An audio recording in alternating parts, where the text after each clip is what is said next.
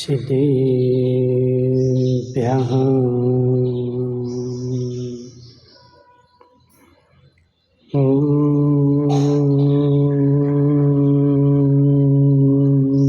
नमः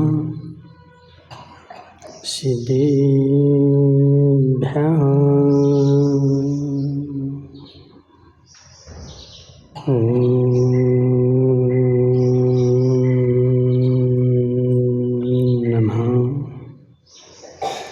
सिद्धेभ्यः तज्जयति परं ज्योति समं समस्तैरनन्तपर्याये दर्पणतलिविशकला प्रतिफलति पदार्थमालिका यत्र नमो हरिहन्ताणं नमो सिद्धाणं नमो वायरेयाणं नमो अध्यायाणं नमो लोयसव्यसाहोणम्। पंच परमेष्टि भगवान के अनंतानंत सिद्ध परमेष्टि भगवान के 1008 देवादेव पारसनाथ भगवान के 1008 देवादेव सुपारसनाथ भगवान के आचार्य भगवान अमृतचंद्र स्वामी के आचार्य भगवान विशुद्ध सागर जी महाराज के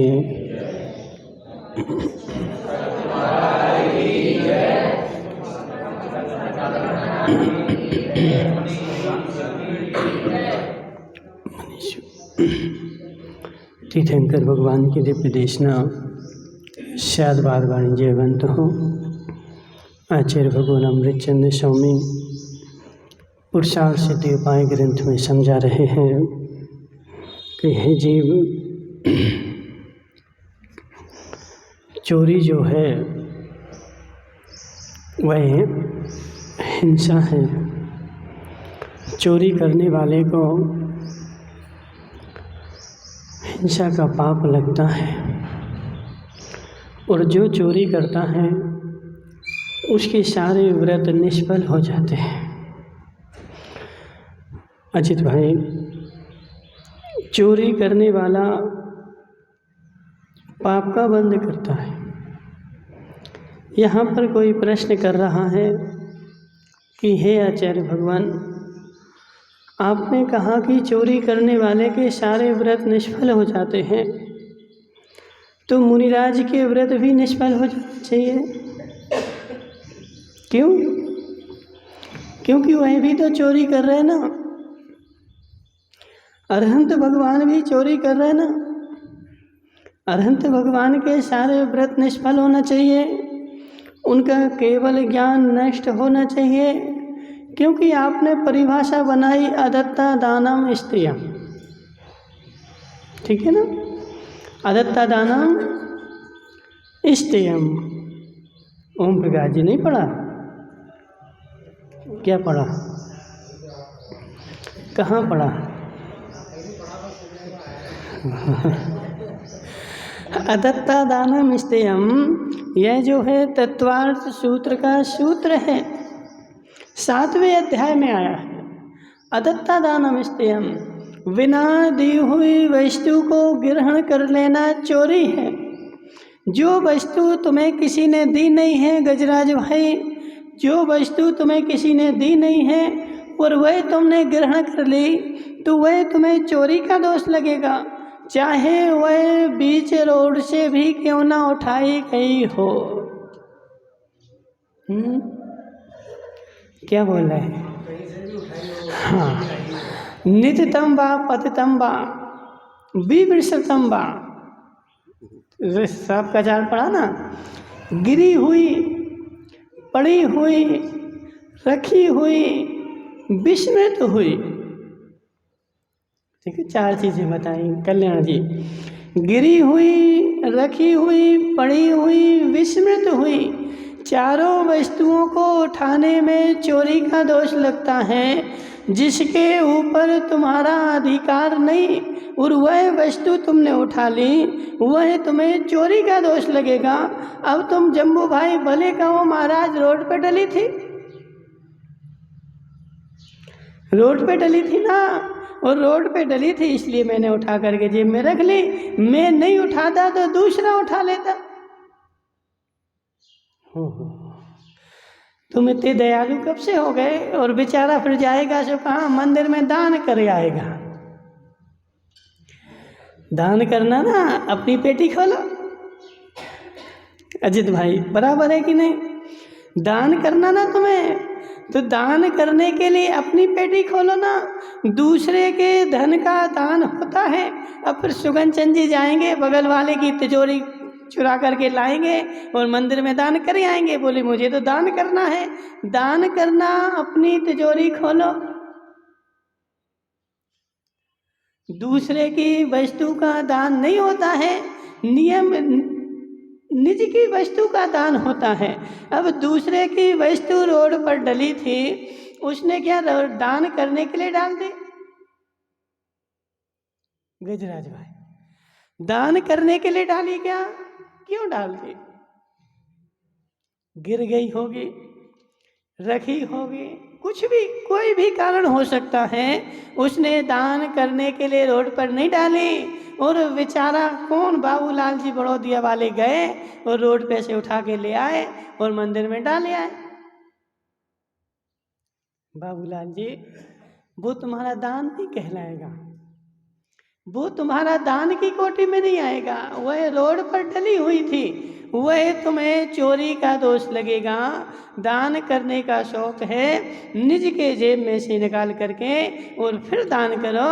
रोड पर से उठा करके दान नहीं करना। ना जाने वह पैसा किसका है, कैसा है, किस तरीके से कमाया गया है।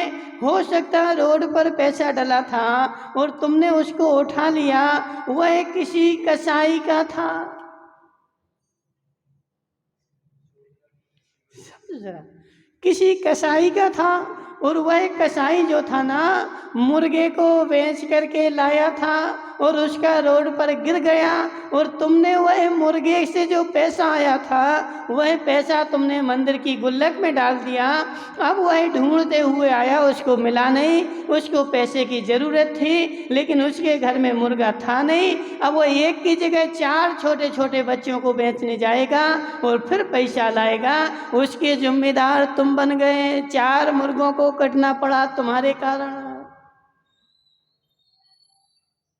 कुछ भी हो सकता है भोजराज भाई, कुछ भी हो सकता है। और उसके लिए निमित्त तुम बन गए।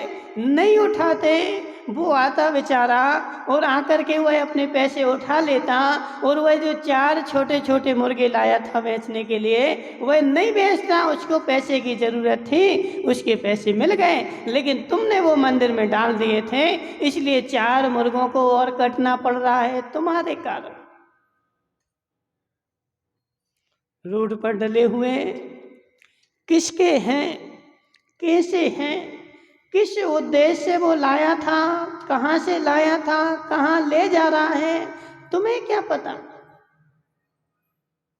कल्याण से समझना। तुमने भले उठा के मंदिर में डाल दिए, लेकिन जिसके पैसे हैं वह तो बेचारा हाय हाय कर रहा है, मेरे पैसे गिर गए, मेरे पैसे गिर गए। और उसकी हाय हाय जो है ना, वो इसके दान करने के भाव थे ही नहीं, लेकिन तुमने उठा करके दूसरे के दान कर दिए, तुम्हें चोरी का दोष लगेगा।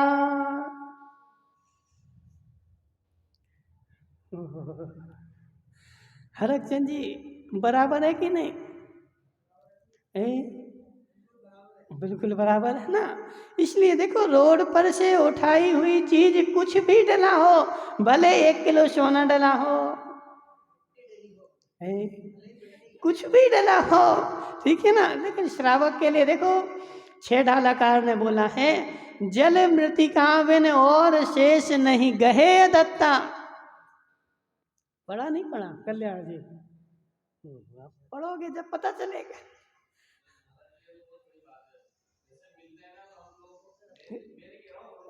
हाँ, तो वो समस्या है ना, वही तो तुम्हें समझा रहे ना।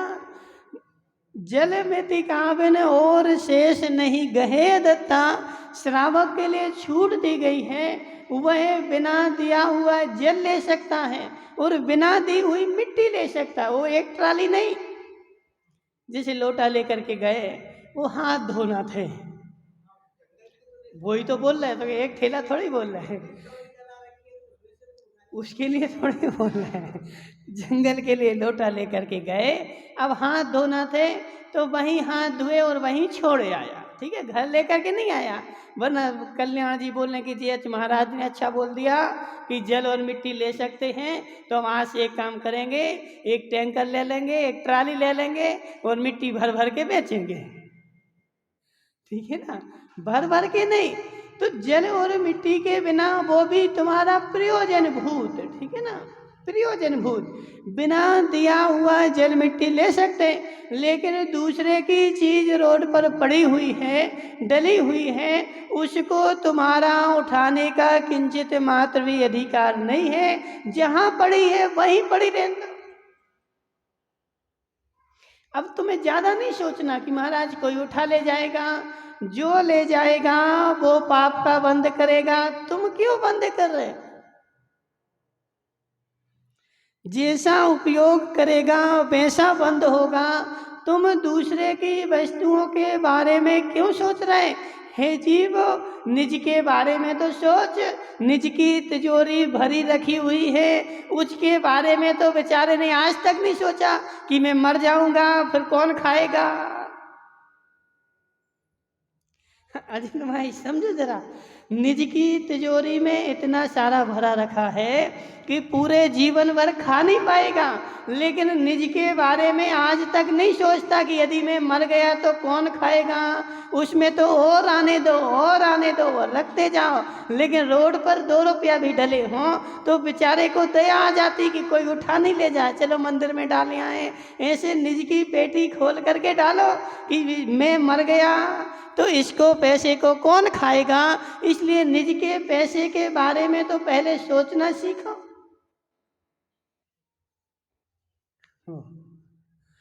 पूरा तो नहीं लग रहा कल्याण जी? समझो जरा, दूसरे की गिरी हुई, पड़ी हुई, रखी हुई कोई भी वस्तु हो, कभी उठाना नहीं, और उठाते हो तो आचार्य भगवान बोल रहे चोरी का दोष लगेगा। पहले निज की संपत्ति को तो ठिकाने लगाओ। जम्बू भाई क्या हो गया इसके बाद? ऐसी गुस्सा में क्यों देख रहा है? गुरु ने कुछ कह दिया क्या? गुरु भाई तुमने कुछ कह दिया उसे? देवी ने मारा होगा पता, देवी ने फटकार लगाई होगी, इसलिए बेचारा देखो कुटा पिटा सा दिख रहा है। जम्बू भाई कुछ भी हो जाए, चाहे कुटो चाहे पिटो चाहे कुछ हो, लेकिन अब घोड़े पे चढ़ के गए थे ना। देखो वो भी कहेगी कि हम जबरदस्ती थोड़ी आए थे, तुम्हें चैन नहीं पड़ रही थी, जो तुम घोड़े पे चढ़ के लेने आए थे, अब लेकर के आए हो तो भोगो फिर। ठीक है ना, अब कुटना भी पड़ेगा, पिटना भी पड़ेगा, रोना भी पड़ेगा और सब कुछ करना पड़ेगा। अब जो है सो है। समझो जम्बू भाई, मेरी निज की तिजोरी में जितना पैसा रखा हुआ है, क्या मैंने आज तक उसके बारे में विचार किया क्या? गजराज भाई, निज की तिजोरी के पैसे के बारे में मैंने आज तक विचार किया क्या? इसका क्या होगा? कल्याण जी, इसका क्या होगा? इसको खाने वाला कौन आएगा, कौन खाएगा, और जिसके यहाँ जाएगा वो क्या उपयोग करेगा? इसके बारे में तो मैंने आज तक नहीं सोचा। और उस तिजोरी में तो देखो वो ओम प्रकाश जी अपनी बेटियों के लिए बेचारा तिजोरी पे तिजोरी, तिजोरी पे तिजोरी। अभी एक दिन कोई बोल रहा था, वो ओम प्रकाश जी कोटा गए, बोल हमने बोला काहे के लिए गए? बोले महाराज वो उनकी तिजोरी कम पड़ गई, नई तिजोरी लेने गए। ओम प्रकाश जी, जी नई नई तिजोरी किसके लिए जोड़ रहे हैं?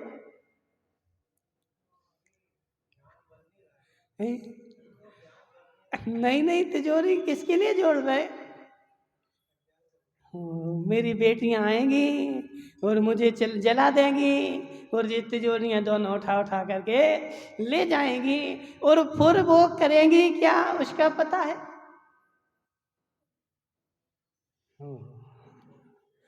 निज की संपत्ति के बारे में विचार कर गजराज भाई, निज की संपत्ति के बारे में विचार कर। इनको कौन भोगने आएगा, इनको कौन भोगेगा? तुम तिजोरियां भर भर के रख जाओगे, फिर उसका उपयोग किस रूप में होगा? यदि उसका उपयोग सम्यक नहीं हुआ और तुम चले गए और उसका उपयोग उसने भोगने वाले ने दुरुपयोग किया, तब तुम जहां चले जाओगे वहां भी तुम्हें कर्म का बंध होगा। हरकचंद जी, इनको समझाओ ना ओम प्रकाश जी को।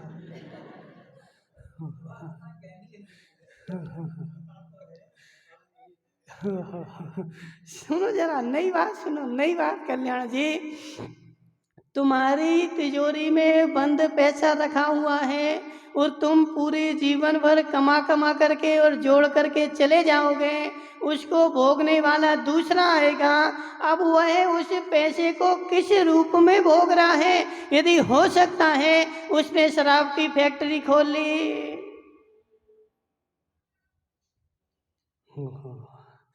बेचारा यहाँ मर गया कमा कमा करके और अगले भाव में जाएगा कर्म बांध बांध करके कि यहाँ उसके पैसे से जो शराब की फैक्ट्री खुल गई ना, उसके पैसे से मुर्गी पालन खुल गया, उसके पैसे से मछली पालन खुल गया और उसके पैसे से ये सब खुल रहा है और बेचारा तो कमा के चला गया।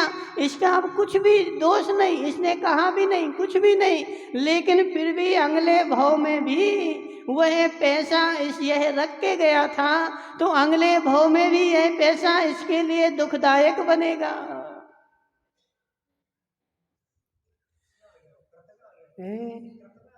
कृत में आ गया, अनुमोदना में आ गया, कारित में आ गया, ठीक है, कारित में भी आ गया। क्यों? क्योंकि जीते जी बेचारा लक्ष्य बना के चल रहा है ना कि हमारी बेटी भोगेगी, हमारा बेटा भोगेगा। सो जब कर रहा था तब भी घोर हिंसा कर रहा था और अब चला गया ना और उसको बेचारे को दे करके गया, और जब को पता है कि यह उल्टा आदमी है और उल्टे काम करेगा, फिर भी तिजोरी भर के चला गया, इसलिए कारित में भी आ जाएगा। कहीं चैन नहीं कल्याण जी, कहीं चैन नहीं। इस भाव में कमाने के मारे चैन नहीं और अगले भाव में भोगने के मारे चैन नहीं। ये धन ही ऐसा है, धन ही ऐसा है कि आता है, सीतेश भाई, आता है तब भी चैन से नहीं बैठता और जब जाता है तब भी चैन नहीं रहती। ये मनुष्य का बेचारे की पर्याय ही ऐसी है, इस धन का लोभ ही ऐसा है। अरे राजेश भाई समझना, राजेश की अम्मा कहाँ है जेठ? राजेश की अम्मा, जब ये राजेश आया था तो सूतक लगा था,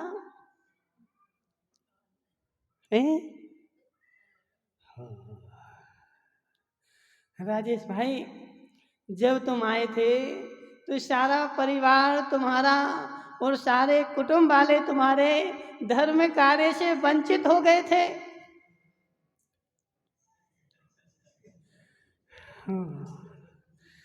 सोचो जरा, राजेश भाई जब आया था सारा कुटुंब उसका धर्म से वंचित हो गया था, अभिषेक नहीं कर पा रहा था, पूजन नहीं कर पा रहा था, दान नहीं दे पा रहा था, और जब राजेश जाएगा तो भी वंचित हो जाएगा।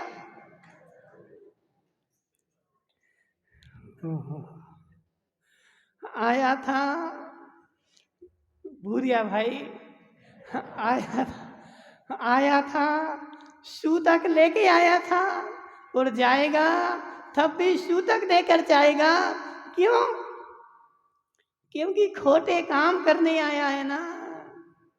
तीर्थंकर के जन्म में सूतक नहीं लगता, तीर्थंकर के मरण में सूतक नहीं लगता। क्यों? क्योंकि वह शुभ काम करने आए हैं, इसलिए सूतक नहीं लगेगा। और यह बेचारा अशुभ काम करने आया है, इसलिए इसको आने पे भी सूतक, और जाएगा तब भी सूतक, और रहेगा तब भी बेचारा सूतक ही कमाएगा, खोटे काम ही करेगा। इसलिए राजेश भाई बुद्धि लगाओ, कब तक तुम सूतक देते रहोगे?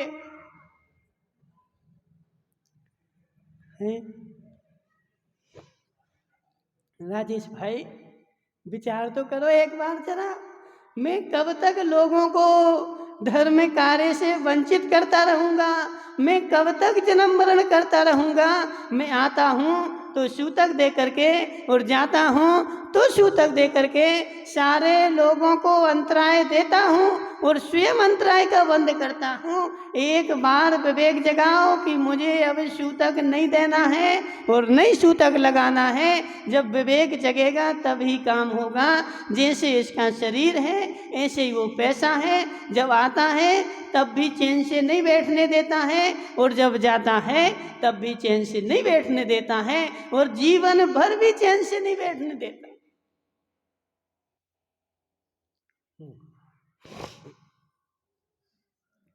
पुण्य उदय जिनके तिनके भी, बोलो माता, नहीं आता है।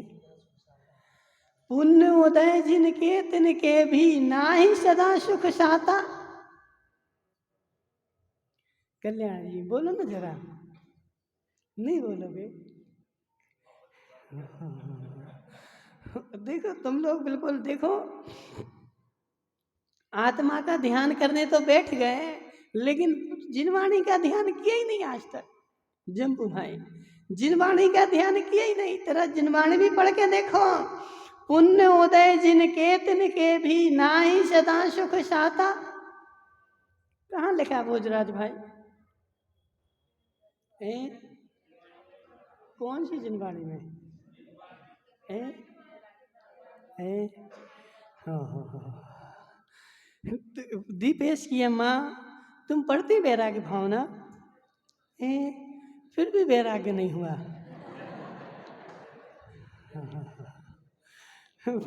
वैराग्य भावना पढ़ती फिर भी वैराग्य नहीं हुआ। पुण्य उदय जिनके तिनके भी, नाही सदा सुखदाता। जिनके बेचारे के पुण्य उदय हमेशा पुण्य का उदय है, फिर भी बेचारे को सुख साथा नहीं है। अब वो अजित भाई पूछते महाराज सुख साथा है? अजित भाई एक बार इनसे तो पूछो, बड़ौदिया वाला से पूछो ना जरा। बड़ौदिया वाले सुख साथा है?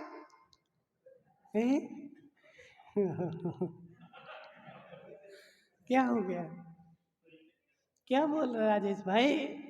देखो एक बार अपने से तो सोचो जरा, बेचारे ने पूर्व भाव में खूब पुण्य किया था, अगले भाव में मुझे सुख साता रहेगी, लेकिन इस भाव में आकर के पुण्य का उदय तो पूरा है, लेकिन फिर भी बेचारे को सुख साता नहीं है, क्योंकि माया घेरी ना, और वह पुण्य के उदय में आ रही है, फिर भी बेचारा रात दिन कोलू के बैल के तरह। बड़ौदिया वाले कल कहाँ चले गए थे? नो कहाँ थे? चुनाव के पीछे क्यों भाग रहे थे? बोलो महाराज सुख चाहता नहीं है, इसलिए सुख चाहता नहीं है, इसलिए कभी चुनाव के पीछे, कभी नेता के पीछे, कभी दुकान के पीछे, कभी बेटा के पीछे। अब तुम सोचो जरा, तुम्हारा कितना पुण्य का उदय है, तुम्हारे पास इतनी संपत्ति है कि यदि तुम बैठे बैठे कुर्सी पे खाओगे तो पूरे जीवन में खत्म हो जाएगी क्या? जोर से बोलो। क्या बोल रहे जम्बू भाई?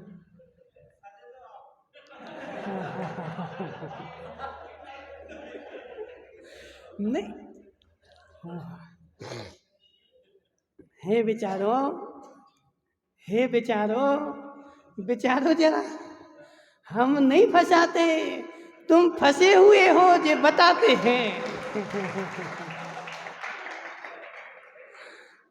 हम नहीं फंसाते, फंसाने वाले हम क्यों, हम तो छुड़ाने के लिए आए, छूट जा। बेचारे को देखो, वो क्या है ना, बकरे जैसी हालत हो रही ना, उस कटते हुए बकरे को, ईद आती ना, ईद के दिन बकरा कटता है, और उस दिन कटते हुए बकरे को बेचारा कोई बचाने के लिए आए तो वो बचना नहीं चाहता। वो सोचता है कि यह मुझे बार बार खिला रहा है, इसके साथ चलो, और वो एक काट देते हैं। यदि कोई बचाने के लिए आए, अजित भाई तो वह बकरा नहीं बचना चाहता। ऐसे वो जम्बू भाई क्या बोल रहा, बोले महाराज तुम फंसा देते, हम फंसाने के लिए थोड़ी आए, हम छुड़ाने के लिए आए। जम्बू भाई बोलो ना फिर से, बोलो ना फिर से।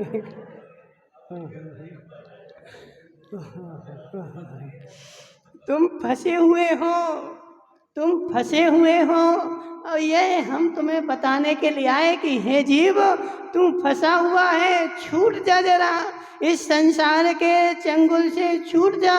इस संसार के चंगुल में जब तक फंसा रहेगा तब तक तुझे सुख साथा होने वाली नहीं है। जब तू संसार का चंगुल छोड़ेगा, घर परिवार को छोड़ेगा, तब तू सुख साथा आएगी। अजित भाई सत्य है कि नहीं?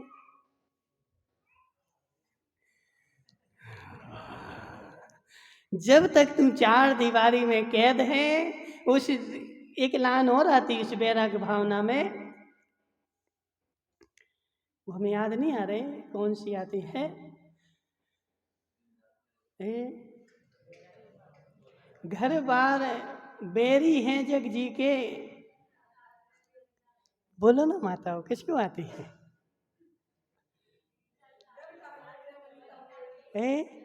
जोर से।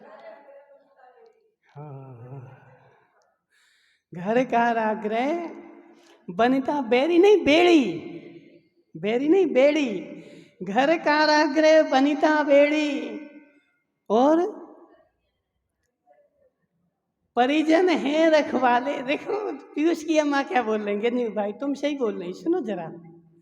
पीयूष की अम्मा क्या बोल रहे हैं, जम्बू भाई घर कारागृह और बनिता बेड़ी और परिजन हैं रखवाले।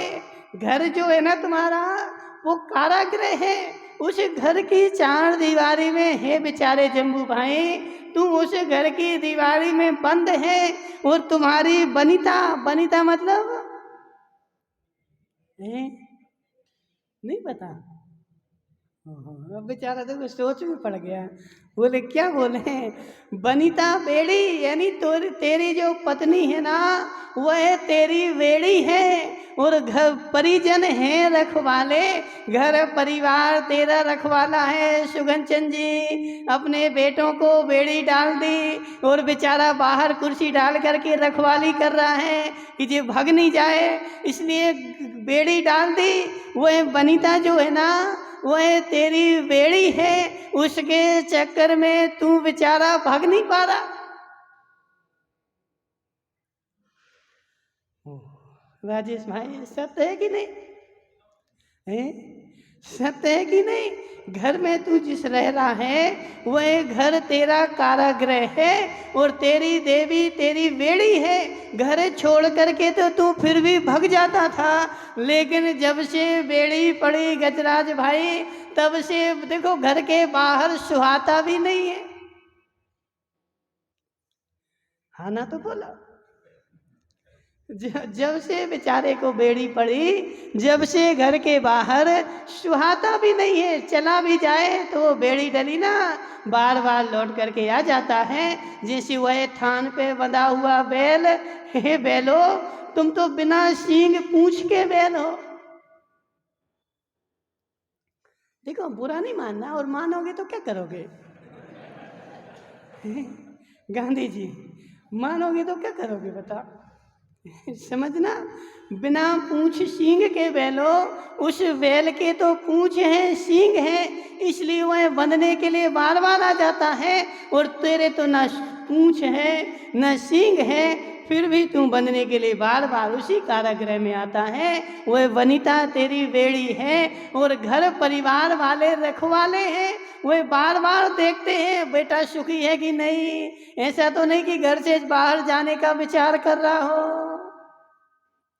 बाबूलाल जी, सत्य है कि नहीं है?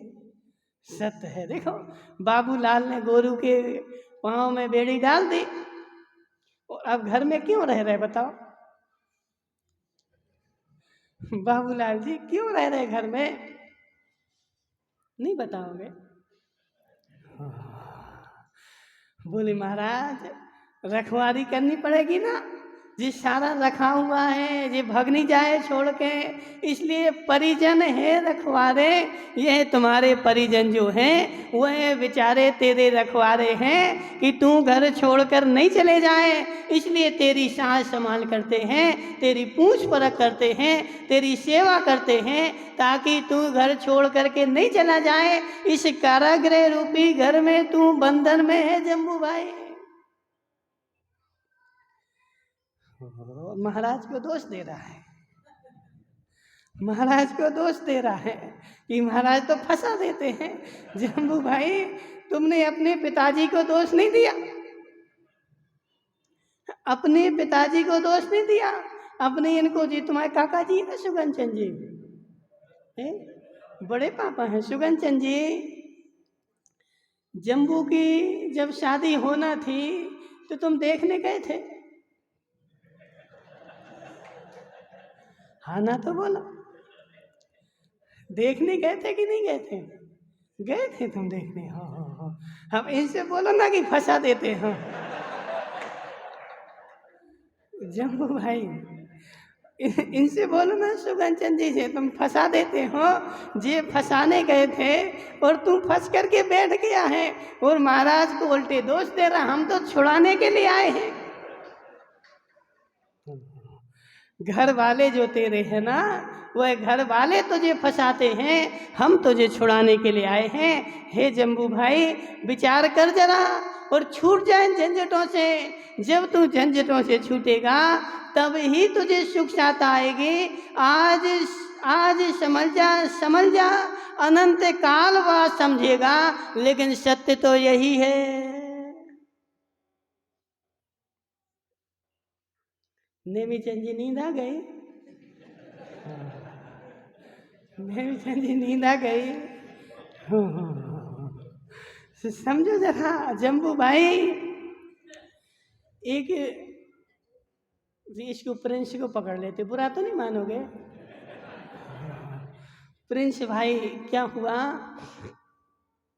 एक दिन प्रिंस को थोड़ा सा बैराग आ गया और अपने पिताजी के पास गया। बोले पिताजी, पिताजी हमें आत्मा का कल्याण करना है, तुम कुछ मार्ग बता दो। तो उनके पिताजी ने बोला, हे बेटे, एक आत्मा ही सत्य है और सब असत्य है, तू आत्मा का ध्यान कर, उससे तेरा कल्याण होगा। अब इसको बेचारे को समझ में नहीं आया, समझ में नहीं आया। बोले और विस्तार से समझाओ। तो उसने बोला कि विस्तार से समझना है ना, तो गांव के बाहर एक पंडित जी रहते हैं, उनके पास जाओ, वह तुझे विस्तार से समझाएंगे। बेचारा पंडित जी के पास गया, मुझे आत्मा समझना है, बहुत विस्तार से सब कुछ समझना है, मुझे समझा दो। तो पंडित जी ने बेचारे को रख लिया, रहो हमारे पास, हम तुम्हें क्रम से सब पढ़ाएंगे। और बेचारा पढ़ते पढ़ते पढ़ते पढ़ते 12 साल पंडित जी ने पढ़ाया। अब लोगे क्या, तो 12 साल तक उनके घर में रहा और गाय भैंसों का गोबर फेंका बेचारे ने। अब जिसके यहाँ रहोगे तो काम तो करना ही पड़ेगा। महावीर भाई, भैंस उड़गड़ वाले, जिसके घर में रहोगे तो काम तो करना ही पड़ेगा, बिना काम किए। अब वो सुगंचंद जी का पोता है ना, पोता बेटे का, बेटे के बेटा वही है ना, इनके बेटा, फिर उसका बेटा, फिर उसका बेटा, वो इतना सा है। एक दिन हमने उससे पूछा कि जिस सुगन चंद जी जो हैं वो तुम्हारे घर में रहते कि तुम उनके घर में रहते हैं? बड़ा नहीं है, बड़ा नहीं है। कितना है? अभी 2-3 साल का ही हो। कितने साल का है? 5 साल का है, समझना। वो हमसे क्या बोला, बोले महाराज जी वो हमारे घर में रहते हैं, इनके यहाँ घर नहीं है। नहीं, इनका घर नहीं है, वो हमारा घर है और हमारे घर में जी सुगन चंद जी रहते हैं। इसलिए सुगन चंद जी जिसके घर में रहोगे उसका काम तुम्हें करना ही पड़ेगा। हंस के करो चाहे रो के करो। तो वह बेचारा चला गया प्रिंस पंडित जी के पास, काहे के लिए? आगम सीखने के लिए, पढ़ने के लिए। और पंडित जी ने काम पे लगा दिया कि ये 12 भैंसें बंधी हुई हैं, इनका गोबर फेंको और फिर रोटी पानी खा लो, फिर हम तुम्हें पढ़ाएंगे। तो ऐसे पढ़ाते पढ़ाते 12 साल हो गए। और 12 साल बाद क्या हुआ, जब आखिरी में 12 साल हो गए, पंडित जी बोले हमने तुम्हें सब पढ़ा दिया है। तो बेचारा प्रिंस बोला इसका सार क्या है? तो एक आत्म ब्रह्म ही सार है और सब निस्सार है। बोले 12 साल पहले हमारे पिताजी ने बताया था।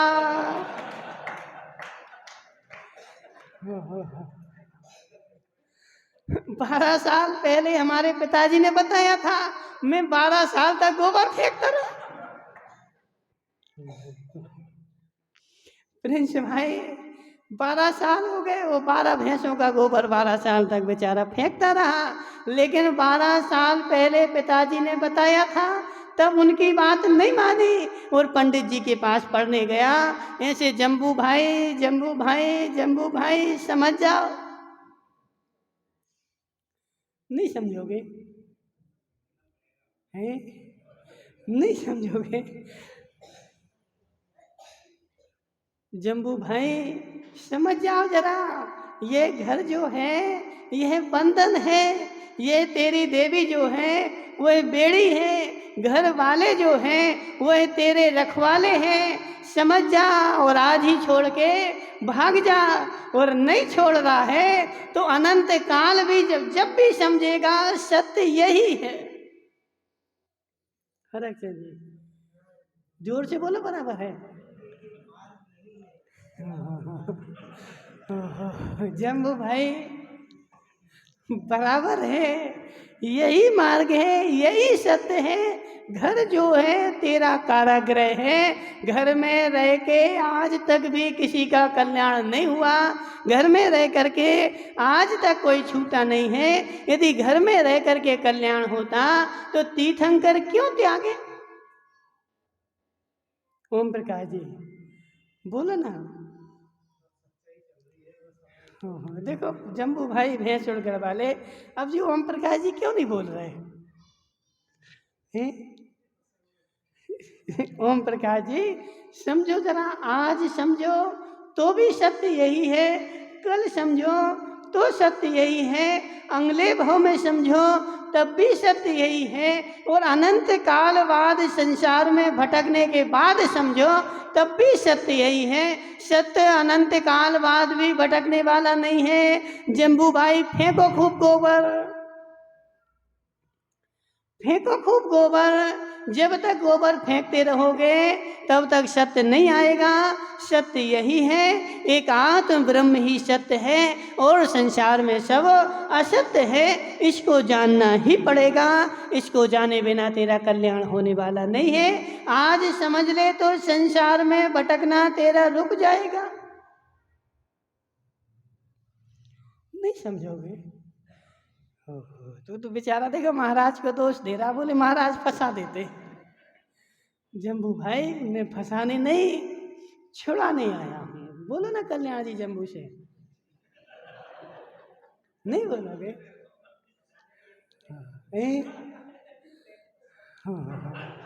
ये भी गए थे। देखो संसार सब बैठा हुआ है, सब बैठे हुए हैं बेचारे फंसाने के लिए, लेकिन छुड़ाने के लिए कोई है तो मात महाराज ही है। संसार देखो, एक बात बोलते ना बुंदेलखंड में, कोई बुंदेलखंड का बैठा है यहाँ पर? कोई कभी नहीं बैठा बुंदेलखंडी। वो ललितपुर वाले दादाजी गए, बुंदेलखंड में बोलते माताओ, चोर चोर मोसे रे भाई, यहाँ भी बोलते हैं। तो चोर चोर मोसे रे भाई, जिस समय संसार के देखो जो फंसा हुआ है वह दूसरे को फंसाना ही जानता है, जो छूटा हुआ है वह दूसरे को छुड़ाना जानता है। लेकिन मोह की लीला बेचारे की ऐसी है कि अनंत काल से बेचारा फंसा हुआ है, इसलिए अब छूटना नहीं चाहता। उस फंसने को ही छूटना जान रहा है और छूटने को फंसना जान रहा है। इसलिए सत्य मार्ग को जानो, आज जान लो या अनंत काल बाद जान लो, जब भी जानोगे मार्ग यही है। छोड़ने के बाद तुम्हें चैन आएगी, सुख साथ आएगा। चैन पहनने से चैन। अजित भाई, तुमने ये चैन कब पहनी? बोलो ना, ये चैन कब पहनी? कल ही पहनी थी। तुमने ये चैन पहनी ना तो चैन आ गया। चैन पहनने से चैन आ गया कि नहीं आया? जम्बू भाई, तुमने नहीं चैन पहनी, क्यों?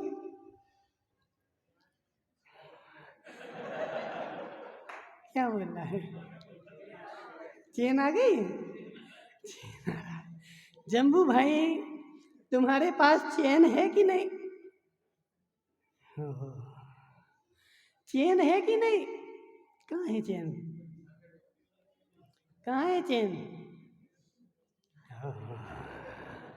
जब चैन नहीं थी, जब चैन थी क्या? जब चैन नहीं थी तब चैन थी क्या?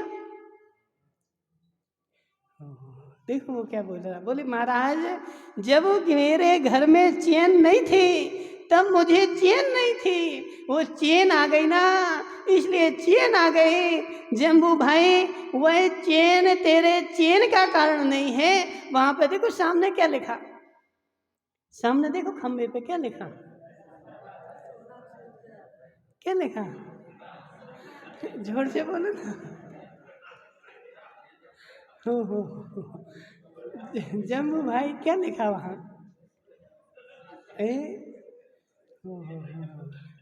जब चैन आती है तो चैन चली जाती है। चैन, वह चैन तुम्हें चैन से नहीं बैठने देगी, वह चैन तुम्हें चैन से नहीं रहने देगी। हे बेचारे जीवो, चाहे लोहे की हो चाहे सोने की हो, वह चैन का बंधन ही है। सोने की चैन बेचारा मान के क्या बैठा है कि जब तक सोने की चैन नहीं आएगी तब तक मुझे चैन नहीं मिलेगी। देखो एक बार हमने बहुत पहले देखा, अब तुम्हारे यहाँ होता हो चाहे नहीं, अब वो रिवाज बंद हो गया। पहले होता था कल्याण जी के समय में। कल्याण जी, बेटा दूल्हा जब घोड़े पर बैठ करके जाता था ना, और ससुराल में जाकर के रूठ करके बैठ जाता था। वो लड़की राजेश की अम्मा को पता है, राजेश की अम्मा दूल्हा बैठ करके जाता था घोड़े पर, और वहाँ सासू माँ उसकी होने वाली भोजन की थाली लगाती थी, लेकिन वो थाली का भोजन नहीं खाता था। हम इस जम्बू को क्या पता, इसको थोड़ी रूठ के बैठा होगा। मिली थी चैन? कुछ भी नहीं मिला बोलना। उसको क्या पता जी, तो आजकल की पुरानी बात है। इन गांधी जी को पता होगा, गांधी जी बैठे थे रूठ के। देखो इसे सुनो तो, हमारी बात तो सुनो, इसीलिए हम तुमसे नहीं पूछ रहे, तुम तो बुजुर्ग हो गए। तुमसे नहीं पूछ रहे, और तुम्हारे बुजुर्गों से, इनसे पूछो सुगंचन जी से। सुगंचन जी घोड़े पर बैठ करके जाते थे, और जब सामने थाली लगती थी तो जल्दी से खाने बैठ जाते थे कि रूठ के बैठ जाते थे?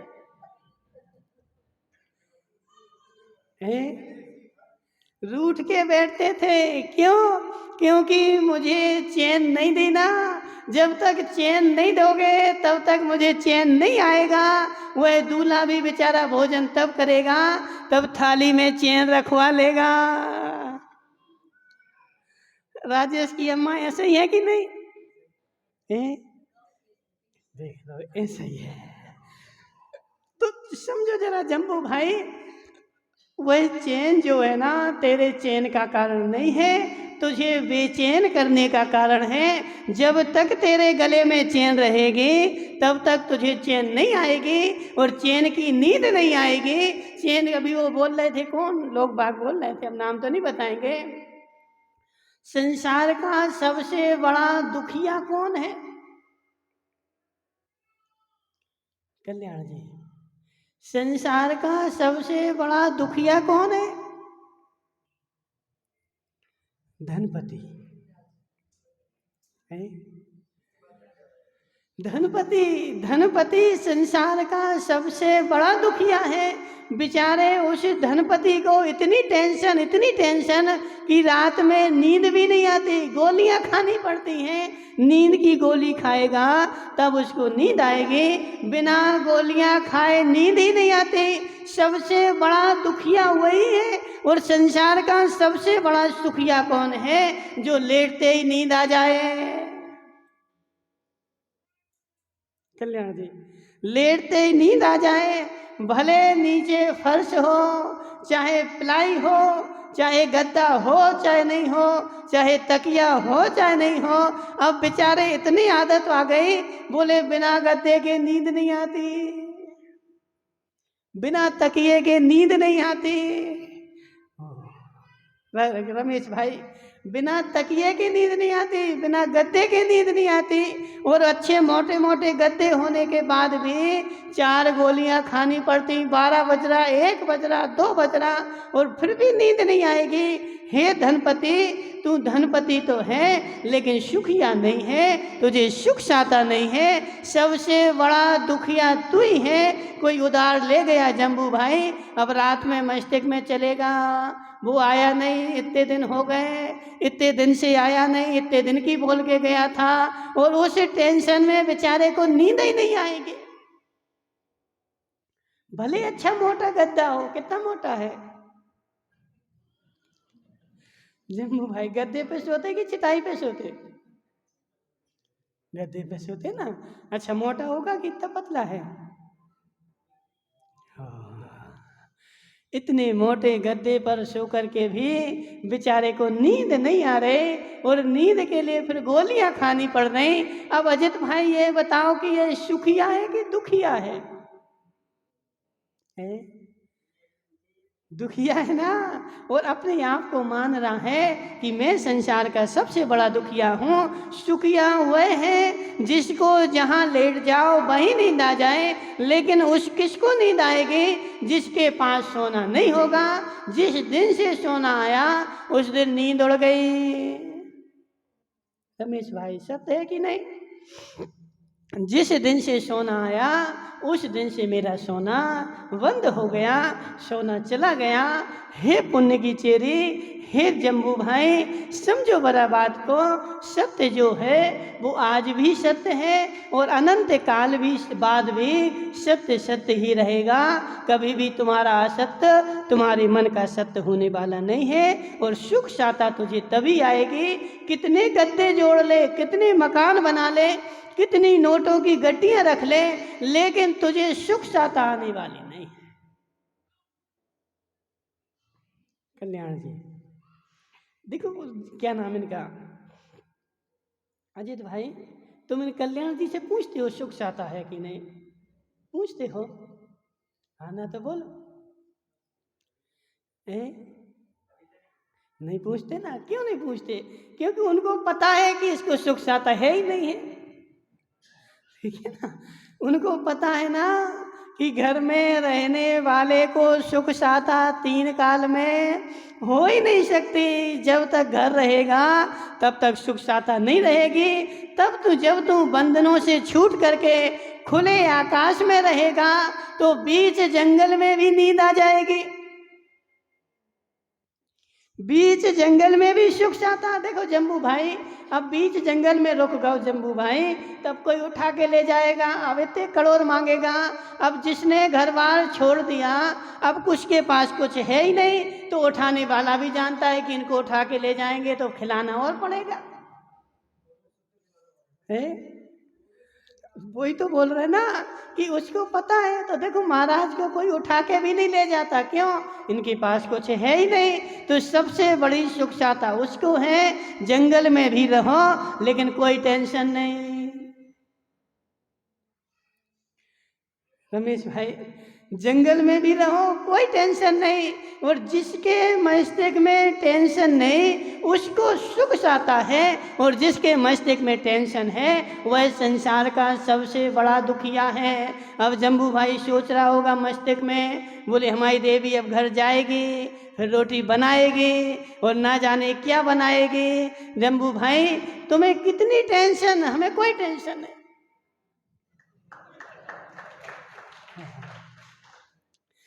नहीं पता कौन बना रहा है, क्या कर रहा है, क्या बोल रहा जम्बू भाई?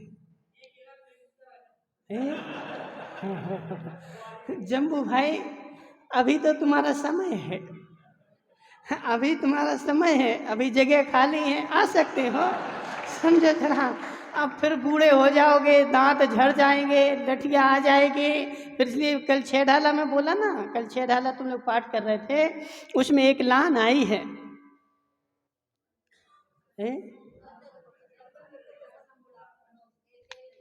नहीं एक और आई है, छठवीं ढाल में आई ना, नहीं वो हमें याद आ रही है, उसमें क्या बोला गया? हाँ, झटति उद्यम करो, जब तक रोग ना गहो, है? जब तक रोग ना गहो झटति निज हित करो, जब तक तुझे रोग ने ग्रसित नहीं किया तब तक तू झट से अपना कल्याण कर ले। अभी तेरा जम्बू भाई अभी समय है, आ जा यहाँ पे, अभी शरीर तेरा अच्छा है, रोग ने ग्रसित नहीं किया है, और थोड़े दिन बाद रोग ग्रसित हो जाएंगे, और रोग से ग्रसित होने के बाद फिर तू किसी काम को नहीं बचेगा। जब लोग रोग ना गहो झटती अपना निज हित करो, जब तक रोज रोग ने ग्रसित नहीं किया है तब तक ओम प्रकाश जी तुम अपना कल्याण कर सकते हो, और जिस क्षण रोग ग्रसित कर लेंगे फिर बेचारा अधमरे के जैसा हो जाएगा, न यहाँ का बचेगा और न वहाँ का बचेगा, अब बीच में लटकता रहेगा बेचारा। ओम प्रकाश जी सोचो जरा,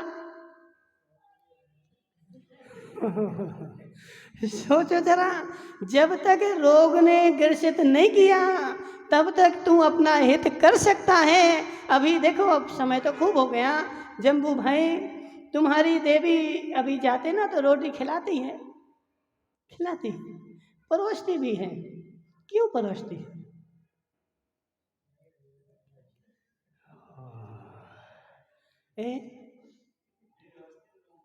अच्छा, उससे पूछना भी घर जाके क्यों परोसती है। जम्बू भाई तुम व्यवस्थित रहो इसलिए नहीं परोसती है, वो इसलिए परोसती है क्योंकि तुम अभी कमा कमा करके ला रहे हो, अभी तुम्हारा शरीर स्वस्थ है, तुम्हारा मानसिकता अच्छी है, और तुम कमा कमा करके ला रहे हो। जैसे देखो वो भैंस उड़गड़ वाले 9 ताड़ा वाले बैठे ना, वो 9 ताड़ा वाले जम्बू भाई खड़े तो हो जाओ तुम जरा। तुम्हारे यहाँ पहले भैंसें थी ना भैंसें, तो जब भैंस बाहर से चर के आती थी तो तुम सानी बना के उसको खिलाते थे, कौन सी भैंस को पहले खिलाते थे?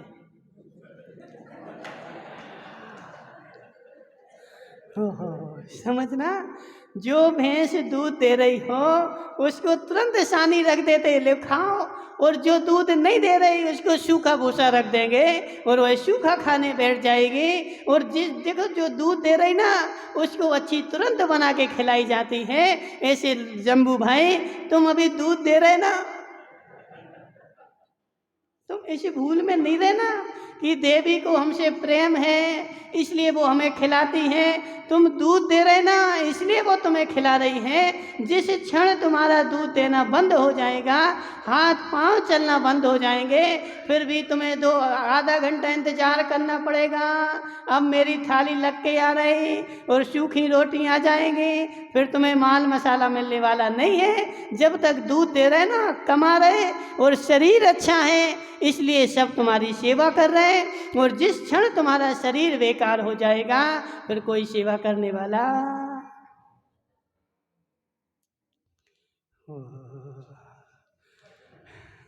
फिर बेचारा ना यहाँ का बचेगा और ना वहाँ का बचेगा और बीच में लटकता रहेगा।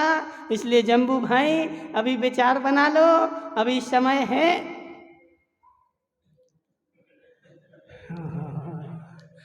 अभी विचार बना लो, अभी समय है, अभी छूटने का समय है। अभी तुम्हारे में ताकत है, तुम सारे बंधन छोड़ करके छूट सकते हो और बंधे रहना हो तब भी ताकत है।